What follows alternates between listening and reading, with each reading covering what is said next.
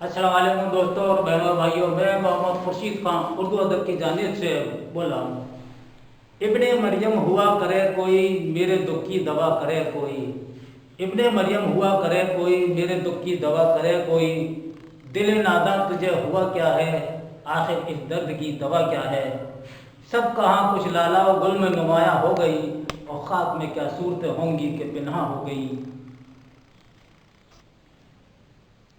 بادی چاہے اطفال ہے دنیا میرے آگے، بادی چاہے اطفال ہے دنیا میرے آگے، ہوتا ہے تماشا شب روز میرے آگے۔ دوستو، یہ اشعار میں نے آپ کے لیے پیش کیے ہیں، اور آپ سمجھ گئے ہوں گے کہ آج کا ہمارا کون سا عنوان ہے۔ تو آج ہم آپ کو مرزا غالب کی غزل گوئی کے بارے میں بتا رہے ہیں۔ یہ مرزا غالب کے اشعار ہیں، اور یہ اشعار بہت مشہور ہیں، یہ غزلیں ان کی بہت زیادہ مقبول ہیں۔ آپ ان کو یاد رکھیے، اور آئیے ہم آپ کو بتاتے ہیں کہ سب کہاں کچھ لالا گل میں نمایاں ہو گئی، اور خاک میں کیا صورتیں ہیں جو پنہاں ہو گئی۔ تو لالا و گل کے معنی کیا ہیں؟ لالا و گل کے معنی ہم آپ کو بتائیں۔ لالا و گل کے معنی ہیں لالا اور گلاب کا پھول، اور نمایاں یعنی ظاہر ہونا۔ نمایاں کے معنی ظاہر ہونا کے ہیں، اور پنہاں کے معنی پوشیدہ ہونا یا چھپا ہوا ہونا۔ اسی طرح بادی چاہے اطفال ہے دنیا میرے آگے، ہوتا ہے شب روز تماشا میرے آگے۔ تو بادی چاہے اطفال یہ لکھا ہوا ہے، بادی چاہے اطفال یعنی اس کے معنی ہیں بچوں کا کھیل، بچوں کا کھیل۔ یہ دیکھیے، بادی چاہے اطفال بچوں کا کھیل، شب و روز یعنی رات اور دن، اس کے معنی ہے رات اور دن، رات اور دن۔ تو غالب کہہ رہے ہیں کہ بادی چاہے اطفال ہے دنیا میرے آگے، ہوتا ہے شب روز تماشا میرے آگے۔ غالب کہہ رہے ہیں کہ یہ جو دنیا ہے یہ میرے لیے کچھ بھی نہیں ہے، یہ بچوں کا کھیل ہے، اور یہ تو میرے ساتھ میں روزانہ یعنی دن اور رات ہوتا رہتا ہے۔ یہ اس شعر کا تھوڑا سا مختصر وہ ہے مطلب ہے۔ دوسرا ہے، ایک کھیل ہے اورنگ سلیماں میرے آگے، ایک بات ہے اعجاز مسیحا میرے آگے۔ تو اورنگ سلیماں کے معنی ہیں حضرت سلیمان علیہ السلام کا تخت، حضرت سلیمان علیہ السلام کا تخت۔ اعجاز مسیحا، ایک بات ہے اعجاز مسیحا۔ اعجاز مسیحا یعنی حضرت عیسیٰ کا معجزہ، حضرت عیسیٰ کا معجزہ جس سے وہ مردوں کو زندہ کر دیتے ہیں۔ اعجاز مسیحا کا مطلب یہ ہے، یعنی معجزہ کسے کہتے ہیں؟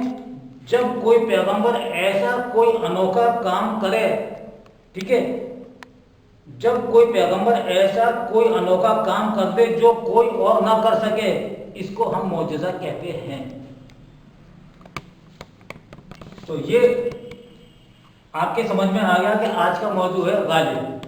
تو غالب کے بارے میں، غالب کی غزل گوئی کے بارے میں ہم آپ کو بتا رہے ہیں۔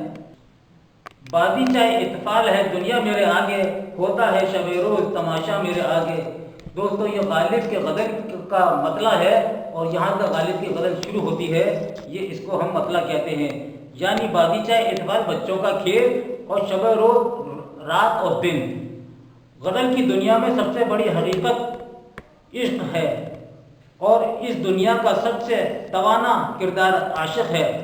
ایک عاشق کی عشق کی بڑی وسیع دنیا ہے کہ اس نظر میں ہر چیز بیکار ہے، یعنی اس کی نظر میں ہر چیز بیکار ہے۔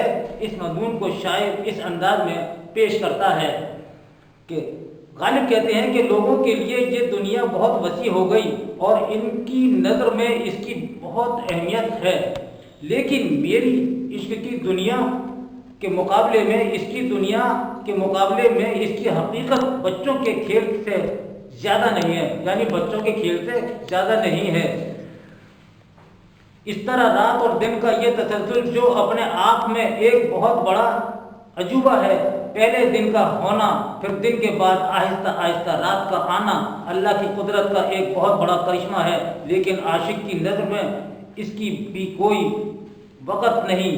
وہ تو دن اور پھر دن کے بعد رات کے ہونے کو محض ایک تماشے کی طرح دیکھتا ہے۔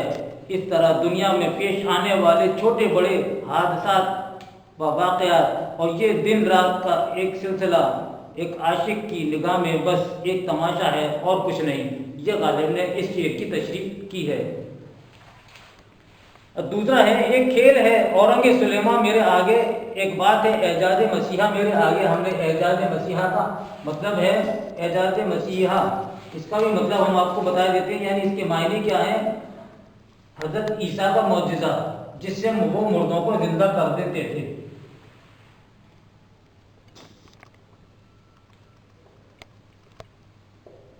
حضرت عیسیٰ علیہ السلام، عیسیٰ علیہ السلام کا معجزہ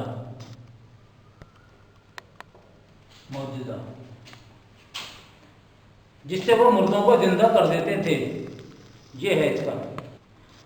حضرت سلیمان علیہ السلام کو اللہ تعالیٰ نے نبوت کے ساتھ بادشاہت بھی عطا فرمائی، اور پھر بادشاہت بھی ایسی کہ وہ انسانوں، جنوں، پرندوں، چرندوں اور ہوا پر حکومت کرتے تھے۔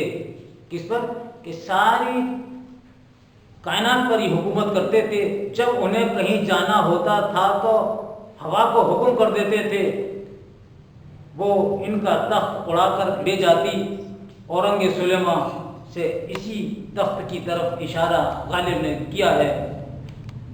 جب کوئی پیغمبر ایسا انوکھا کام کرتا ہے، انجام دیتا ہے، تو اسے معجزہ کہتے ہیں۔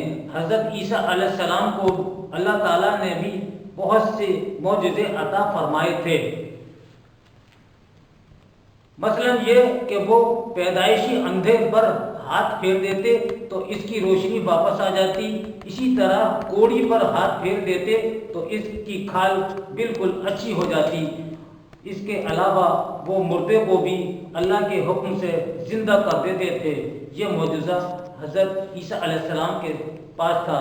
غالب نے اعجاز مسیحا کہہ کر انہیں معجزوں کی طرف اشارہ کیا ہے، لیکن ایک عاشق کی نظر میں اس کی عشق کی دنیا اتنی محترم ہے، یعنی اتنی عزت ہے ایک عاشق کی نظر میں کہ بڑے سے بڑے معجزے اور کمالات بھی اس کی نظر میں بہت نیچے نظر آتے ہیں۔ اس لیے حضرت سلیمان کا تخت، جو کہ اپنی جگہ ایک بہت بڑا معجزہ تھا، عاشق کے نزدیک اس کی حقیقت بھی ایک کھیل سے زیادہ نہیں ہے۔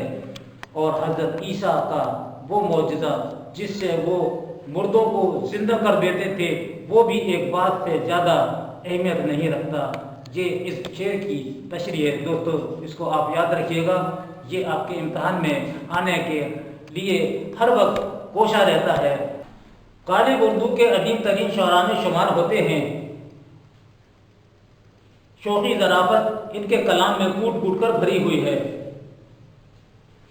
ان کے کلام کی نمایاں خصوصیات ہیں جو کہ ان کی فطرت کا بھی جز ہے۔ وہ بڑی سے بڑی پریشانی کو بھی ہنس کر کاٹ دیتے ہیں۔ غالب بلا کے شوق مزاج سے شوخی ان کی غزلوں میں موجود ہے۔ ان کی لطیف ظرافت اور شگفتہ مزاجی ان کے کلام کی نمایاں جوہر ہے۔ ظرافت میں وہ زیادہ تر خود پر ہنستے ہیں۔ ان کا ایک شعر ملاحظہ ہو کہ کعبہ کس منہ کو جاؤ گے غالب، کعبہ کس منہ کو جاؤ گے غالب، شرم تم کو مگر نہیں آتی۔ دیکھیے وہ اپنے آپ کو کہہ رہے ہیں کہ میں کعبہ یعنی سعودی عرب جس کو کہتے ہیں، جو مقدس ہمارا جگہ ہے جہاں ہم حج کرنے کے لیے جاتے ہیں، کہ کعبہ کس منہ کو جاؤ گے غالب، شرم تم کو مگر نہیں آتی۔ سارے اشعار ایسے کہتے ہیں جس سے کہ لگتا ہے کہ وہ اپنے آپ کو شرمندہ ہیں۔ غالب کے کلام میں جدت پسندی کے ساتھ ساتھ ان کے یہاں معنی آفرینی بھی غضب کی ہے۔ وہ نہ صرف نئے نئے الفاظ استعمال کرتے ہیں بلکہ تشبیہات و استعارات بھی خوب استعمال کرتے ہیں، اور کبھی کبھی تو یہ نیاپن اتنا غالب ہو جاتا ہے کہ کلام میں معمے کی صورت پیدا ہو جاتی ہے۔ غالب زیادہ تر عشقیہ و محبت کی ان ہی کیفیات کو ہاتھ لگاتے ہیں جن سے انسانی جذبات میں لطافت اور پاکیزگی پیدا ہوتی ہے۔ اب یہ ان کی ایک بہت ہی مشہور غزل ہے اور اس میں بڑی سادہ سلیس الفاظ استعمال کیے ہیں۔ دل نادہ تجھے ہوا کیا ہے، آخری درد کی دوا کیا ہے، یہ غالب کی غزل کا پہلا شعر ہے۔ غالب اردو کے ایک نامور اور عظیم شاعر ہیں۔ سب سے زیادہ شہرت انہوں نے غزل گوئی کی حیثیت سے پائی، لیکن دیگر اصناف شعری سے جیسے قصیدہ مرثیہ اور صحرا نگاری میں بھی غالب کو کمال حاصل تھا۔ غالب نے اردو غزل میں جدت پسندی سے کام لیتے ہوئے غزل کے مضامین میں وسعت اور گہرائی پیدا کی اور اپنے فلسفے و فکر اور حکیمانہ افکار و خیالات کے ذریعے غزل میں چار چاند لگا دیے۔ عشقیہ شاعری میں غالب نے بہت زیادہ شاعری کی ہے۔ دبستان دلی میں چار نمائندہ شعراء کا اہم نام ہے: مومن خان، غالب، ذوق اور بہادر شاہ ظفر۔ غالب نے 21 سال کی عمر میں اپنا پہلا دیوان مرتب کر لیا۔ غالب کی مشکل شاعری 14 سال سے لے کر 21 سال کی عمر تک کی شاعری ہے۔ اس کے بعد انہوں نے سہل زبان استعمال کی تو ان کے شیدائیوں کا حلقہ دن بدن وسیع ہوتا چلا گیا۔ شروع میں استاد ذوق کی شہرت ان کی شاعرانہ عظمت کے استحکام میں حائل رہی۔ ذوق سے ان کی معاصرانہ چشمک رہا کرتی تھی، جس کی بنا پر کبھی کبھی نازک حالات پیدا ہو جاتے تھے، لیکن آگے چل کر استاد ذوق نے خود غالب کی اہمیت کا اعتراف کیا اور ذوق کی وفات کے بعد غالب کو بہادر شاہ ظفر کے استاد بننے کا شرف حاصل ہوا۔ دوستو، بہادر شاہ ظفر کے سب سے پہلے استاد تھے شاہ نصیر، اور شاہ نصیر کے انتقال ہونے کے بعد بہادر شاہ کے استاد بننے کا شرف حاصل ہوا ابراہیم ذوق کو۔ ذوق کے انتقال کے بعد بہادر شاہ ظفر غالب کے استاد بنے، لیکن آگے چل کر استاد ذوق نے خود غالب کی اہمیت کا اعتراف کیا اور ذوق کی وفات کے بعد غالب کو بہادر شاہ ظفر کے استاد بننے کا شرف حاصل ہوا۔ مغل سلطنت کی جانب سے غالب کو نجم الدولہ، دبیر الملک اور نظام جنگ کے خطابات سے سرفراز کیا گیا۔ انہوں نے مغل سلطنت کی تاریخ فارسی میں لکھی تھی۔ فارسی میں کون سی لکھی تھی تاریخ؟ مہر نیمروز، جو خود ان کی زندگی میں مہر نیمروز کے نام سے شائع ہوئی۔ اردو غزل کے علاوہ غالب کو غیر معمولی شہرت مکتوب نگاری کی بنا پر بھی قائم ہے۔ بعض ادیبوں اور نقادوں کا خیال یہ ہے کہ اگر مرزا نے شاعری نہ کی ہوتی تو صرف خطوط ہی ان کے لیے کافی تھے جو ان کا نام روشن رکھتے۔ آج بھی ادبی اعتبار سے غالب کی اہمیت اسی طرح برقرار رہتی۔ غالب کے خطوط سے اردو نثر کو معیار اور مرتبہ حاصل ہوا۔ اردو نثر کی ترقی یافتہ شکل جو آج ہم تک پہنچی ہے، اس میں غالب کے خطوط کا بہت بڑا اہم رول رہا ہے۔ اردو نثر بے تکلفی، بے باکی اور برجستگی خطوط غالب کی ہی دین ہے۔ انہوں نے جو خطوط اپنے دوست احباب کو لکھے تھے وہ آج ادب کے بیش قیمتی خزانے میں شامل ہیں۔